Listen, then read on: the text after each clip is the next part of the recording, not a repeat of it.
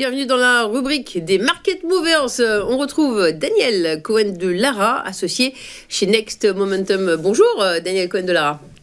Bonjour Fabienne. Alors, on commence plutôt en positif à la Bourse de Paris. On va voir comment la journée se passe, mais on met le coup de projecteur ensemble sur trois sociétés. On commence par Imerys. Pour rappel, c'est le leader mondial des spécialités minérales pour l'industrie. Et il faut bien connaître que dans la course effrénée aux métaux rares, la France veut fructifier ses ressources en lithium. J'ai vu qu'Imerys est associé et engagé dans l'Allier à Échassières sur les rails de ce lithium. Alors, ça vous amène à quel sentiment sur cette valeur ?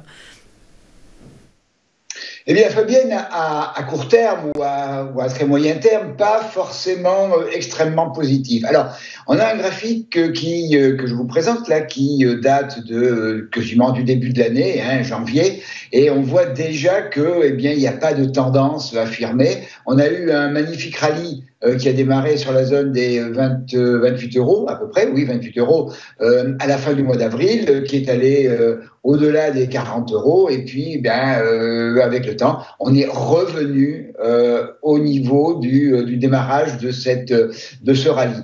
Donc on est actuellement sans véritable tendance. On pourrait imaginer qu'on est depuis le mois d'août dans un range entre 28,50 et 31,30, mais on a eu une tentative de sortie il y a pas très longtemps où on est venu tester la résistance à 32 euros. On note que ces quelques séances ont constitué une figure d'analyse technique tout à fait caractéristique que l'on appelle une île de renversement, à savoir un premier gap haussier suivi que je n'ai pas indiqué puisqu'il est comblé maintenant, suivi d'un deuxième gap, lui, baissier, que j'ai indiqué, lui, et c'est une figure donc île de renversement, une figure de retournement généralement assez puissante. Pour l'instant, donc, on a ouvert ce gap il y a une dizaine de jours dans la zone des 31,36 euros. On a cassé la moyenne mobile sans période. On voit qu'elle a bien fait support au cours au mois d'avril, au mois de mai, et puis par la suite, elle a été cassée.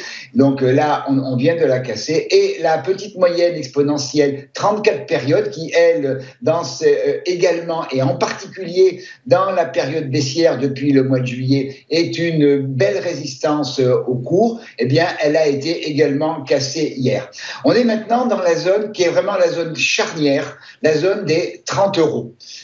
C'est autour de ce niveau, je vais prendre un chiffre rond de 30 euros, puisqu'il y a plusieurs supports qui passent par cette zone-là. C'est là que tout va se jouer pour les jours et les semaines qui viennent.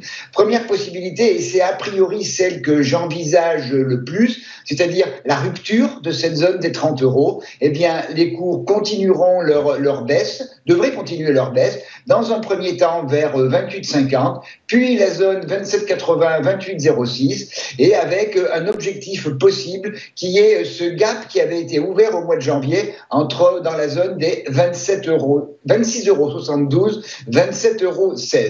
Un rebond sur cette zone des 30 euros ne nous tirerait absolument pas d'affaire pour autant pour l'actif. Il faudrait dans ce cas-là, dans un premier temps, fermer le gap, combler le gap qui a été ouvert dans la zone des 31,30 euros, ce qui serait déjà un premier élément qui militerait par une sortie de ce peu possible range, mais au-dessus, on a cette résistance sur lequel les vendeurs ont été violemment placés sur la zone des 32,96 euros, 33 euros. Donc, Fabienne, j'ai plutôt un biais baissier pour Imerys.